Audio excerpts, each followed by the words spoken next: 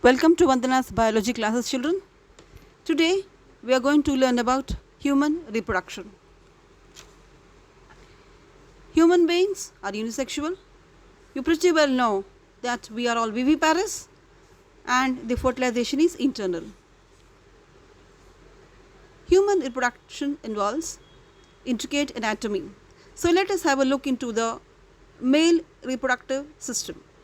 Observe the diagram, children. A pair of testes, scrotum, epididymis, vas deferens, ejaculatory duct, urethra, penis, all these are a part of human male reproductive system. The human male reproductive system involves external genitalia and the internal organs. The scrotum and the penis are the external components of the reproductive system, and internal organs consist of testes, that is gonads, which produce gametes. Then there are accessory sexual glands which secrete products for the sperm movement, and a set of ducts that carry the sperms and glandular secretions too. Just look into the diagram here, children. Testes, a pair of testes are present in the scrotal sac, and this scrotum is present external to the abdominal cavity and consists of compartments called testicular lobules and one or two or maximum three seminiferous tubules.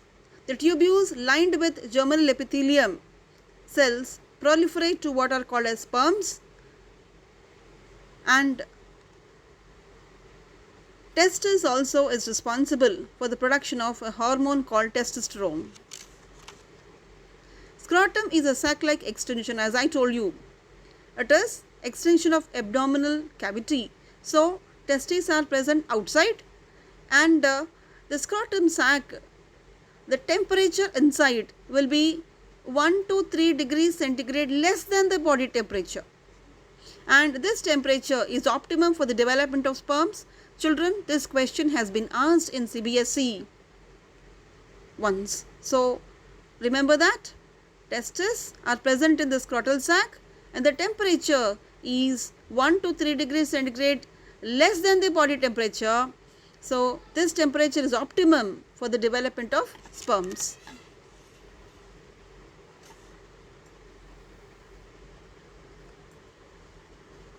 Coming to epididymis, a pair of long convoluted tubules in the scrotum which are closely attached to testes,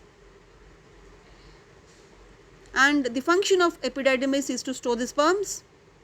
And vas deferens is nothing but again a thin walled tube emerging from epididymis and joins with the seminal vesicles, and the function of vas deferens is to transfer sperms from scrotum to body cavity.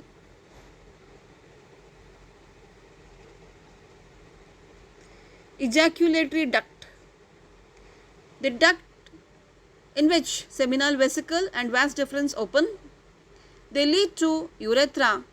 The junction of ejaculatory duct and urethra is surrounded by what is called as a prostate gland, and it secretes the prostatic fluid. Urethra is 20 centimeters long tube which is a common passage for both urine and sperms, and urethra passes through the penis to open outside. Penis is a copulatory organ of man which is muscular and erectile. On stimulation, tissues get filled with blood, making the penis erect to release the sperms. So, do you remember what are the external genitalia and the internal organs? Just jot down these points. The scrotum is a fold of the body wall which aids the reproductive process in different ways. Testes develop in the abdomen and descend into the scrotum just before birth. This is important since sperms cannot develop at the normal body temperature. So as I told you, the temperature of scrotum is less than the body temperature for the proper development of sperms. The testes are the male gonads. They consist of what are called seminiferous tubules. There are some special cells called Leydig cells which are synthesizing what are also called androgens apart from testosterone.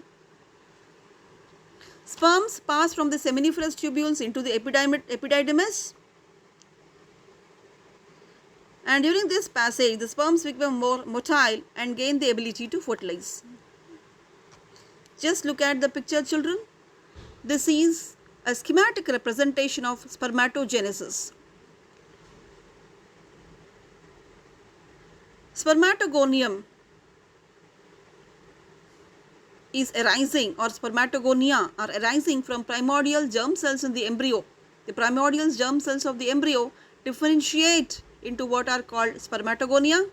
The spermatogonia divide by mitotic divisions, and they further develop into primary spermatocytes, and the primary spermatocyte undergoes meiosis 1 to produce what are called secondary spermatocytes. So, the ploidy of spermatogonium and primary spermatocyte is diploid, but the secondary spermatocyte is haploid. The secondary spermatocyte now complete the meiosis 2 to form what are called early spermatids. They are still called spermatids because they are cells with the required number of chromosomes, but they do not have what are called flagella and certain special organs like acrosome. And these early spermatids now develop into spermatozoa with an acrosome and flagellum, tail which is called as, so that they are able to move. Children, the branch of medicine that deals with the study of male reproductive system and the allied problems is called andrology. This schematic representation of spermatogenesis is important from the CBSE. From the primordial germ cell to the development of secondary spermatocytes, it is called spermatocytogenesis. And once you have the early spermatids, from there onwards, whatever changes take place for the spermatozoa to arise, it is called as spermiogenesis. So, spermatocytogenesis and spermiogenesis together is called as spermatogenesis. Earlier classes I mentioned that genesis means formation. So, spermatogenesis means the formation of sperms. Coming to the reproductive anatomy of the human female. External reproductive structures consist of two sets of labia surrounding the clitoris and the vaginal opening. Internal reproductive organ consist of a pair of gonads or the ovaries and a system of ducts and chambers. Right? Just look at the picture, children. Yeah. Here we have the uterus connected by the fallopian tubes to the ovaries, and the uterus which leads into what is called as cervix and finally to the vagina. So, this is an overview of the female reproductive system. This diagram also is important. Please practice the diagram because they have asked this for 3 marks. Ovary, one pair is present. Site of formation of mature ovules it is connected to fallopian tube. So, on either sides ovaries are present connected via fallopian tube, and secretion is estrogen and progesterone. 2 hormones are secreted, but not from the ovary anyway. But 2 hormones are there in the female reproductive system responsible, estrogen and progesterone. Estrogen for the further development of follicles, in fact Graafian follicles as they develop release estrogen, and progesterone is released by the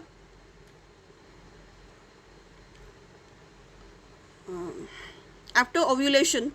It is released from the corpus luteum.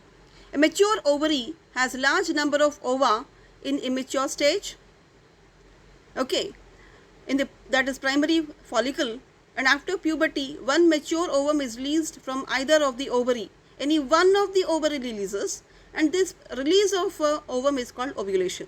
The difference between spermatogenesis and oogenesis is that spermatogenesis starts at puberty, whereas oogenesis is starting at the embryo stage itself. We will come to know this. Fallopian tube is connection between ovary to uterus, and the fallopian tubes are also called as oviducts.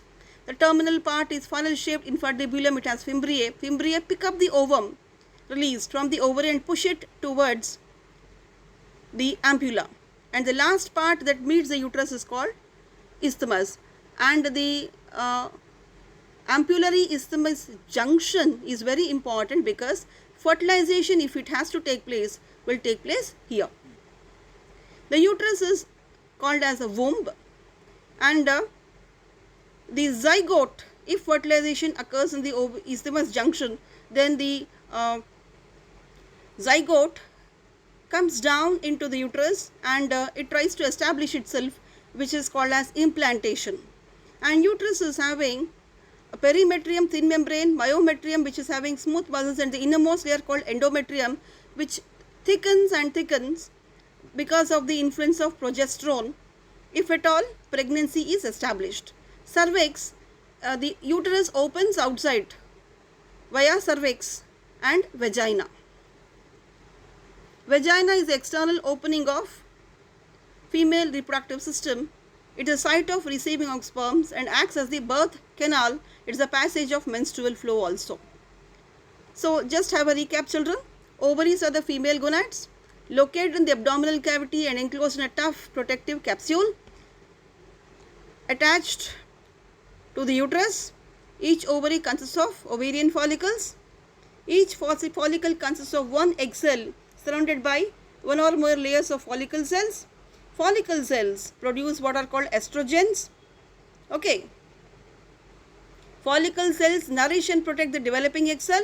A woman is born with about 400,000 follicles, but many of the follicles really perish, which is called follicular artesia. And children, the branch of medicine that deals extensively with the study of female reproductive system and the associated problems is called gynecology.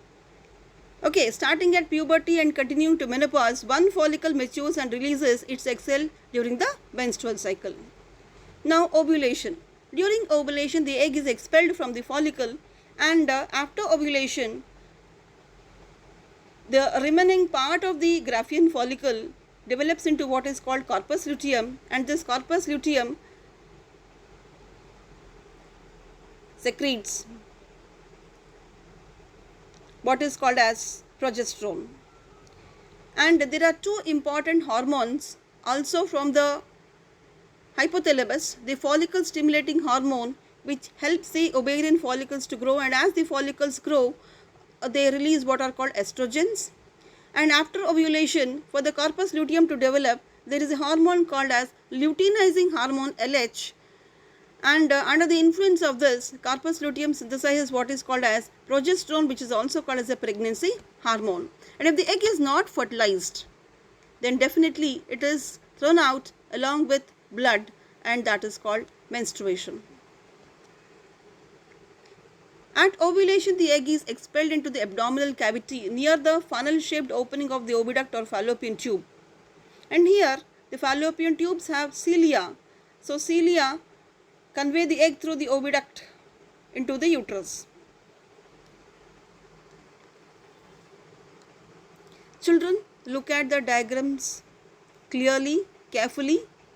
Okay, the first one is the overview of the female reproductive system, and the next one is to show a section in detail.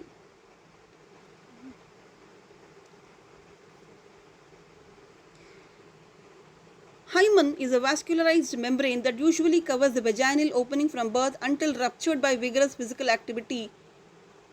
Okay, then you have got vestibule, chamber-like area bordered by two pairs of skin folds, labia minora and labia majora, that is the skin folds and ridges.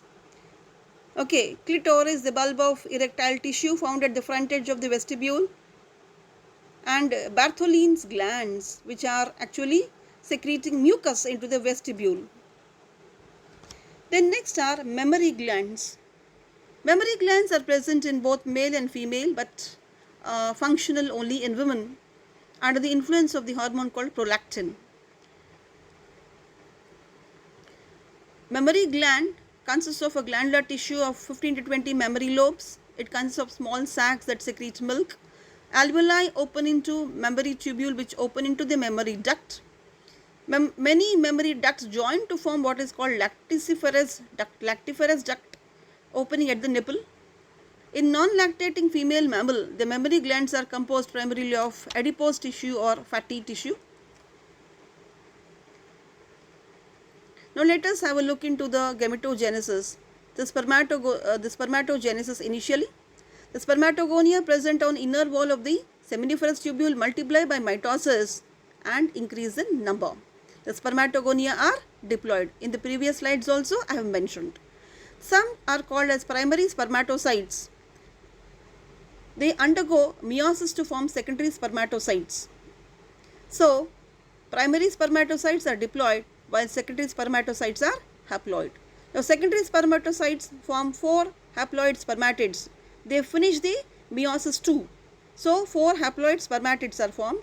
Spermatids form spermatozoa by means of spermiogenesis. The sperm head is embedded in Sertoli cells and sperms are released by spermiation.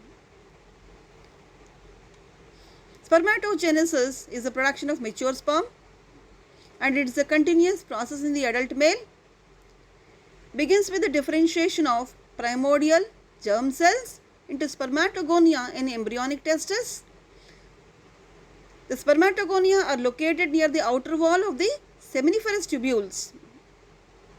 They increase in number through mitosis, and when the male matures, spermatogonia begin to differentiate into primary spermatocytes. So, at the puberty stage itself, the spermatogonia develop into what are called primary spermatocytes. Remember this, children? This is happening at the puberty stage. Okay?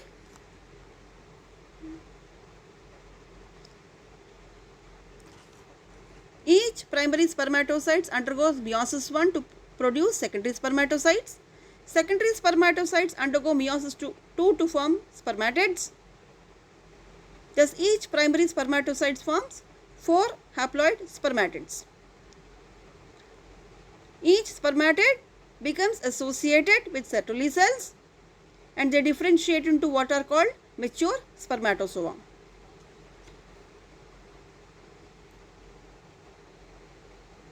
Again, an overview of the spermatogenesis. Now, the structure of spermatozoon or sperm. Children, a very important diagram from the exam point of view. So, you see there is a head which contains a haploid nucleus. There is an acrosome which contains enzymes to aid in egg penetration. Actually, the enzymes try to dissolve the membrane of the egg so that it can enter inside. Behind the head, sperm contains many mitochondria that provide ATP for the movement of the tail. Mammalian sperm shape varies from species to species. So, you see there is a mitochondrion here, the middle piece which consists of mitochondrion, the head piece which consists of acrosome, and then there is a tail piece. So, this diagram also you need to practice. Now, coming to oogenesis. Oogenesis begins in the embryo when primordial germ cells undergo mitotic divisions to form oogonia, diploid oogonia. Each oogonium will develop into primary oocyte by the time of birth of the female. Remember, children, primary spermatocytes were formed in male at the puberty stage, but in case of human female, primary oocyte is already formed by the time of the birth. Between birth and puberty, primary oocytes enlarge and their surrounding follicles grow. They replicate their DNA and enter prophase and remain there. Right? Now, after puberty, follicle stimulating hormone from hypothalamus stimulates follicle to enlarge and the primary oocytes complete meiosis 1. So, when the primary oocytes complete meiosis 1, what are they called as? They are called secondary oocytes, and there is a first polar body which is formed but which deteriorates. And next you have got this secondary oocyte completes meiosis II to form an ovum and a second polar body, and the second polar body also disintegrates or deteriorates while the ovum is there. Meiosis in oogenesis involves unequal cytokinesis. You find in the diagram you see a bigger cell and a smaller cell being formed, isn't it? Okay, the oocyte, secondary oocyte is larger than the polar body and the ovum is larger than the secondary polar body. Luteinizing hormone triggers what is called ovulation. Luteinizing hormone is from, again, it is from hypothalamus. Okay, so if the sperm cell penetrates the secondary oocyte's membrane, then meiosis II will be completed and the small secondary polar body will separate from the ovum. This completes what is called oogenesis. Otherwise, actually, the secondary oocyte doesn't complete metaphase 2, meiosis 2 completely, but it completes only metaphase 2 and stays there. In the presence of the sperm, it is further completed, and as it is mentioned here, then only ovum and secondary polar body are formed. Otherwise, simply whatever is there, it is released and that is shed away along with blood.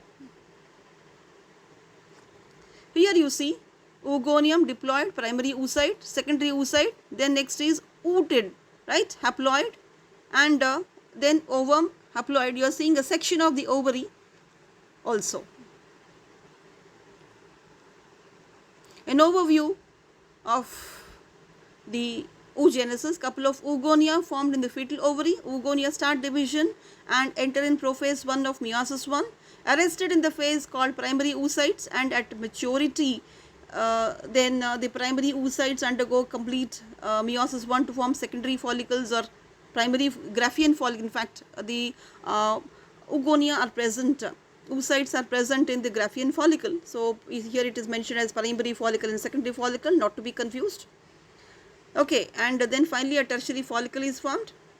Then have each Graafian follicle is having a fluid filled cavity, and the fluid filled cavity is called antrum. So this section of the ovary in fact is showing a Graafian follicle also.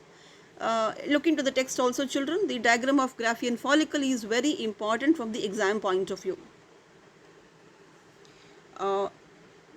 If you look into the Graafian follicle, mature Graafian follicle which in the tertiary stage will have a zona pellucida layer, and the zona pellucida layer is important because this will be dissolved, or it will be broken by the enzymes from the sperm head acrosome, and then only fertilization can happen.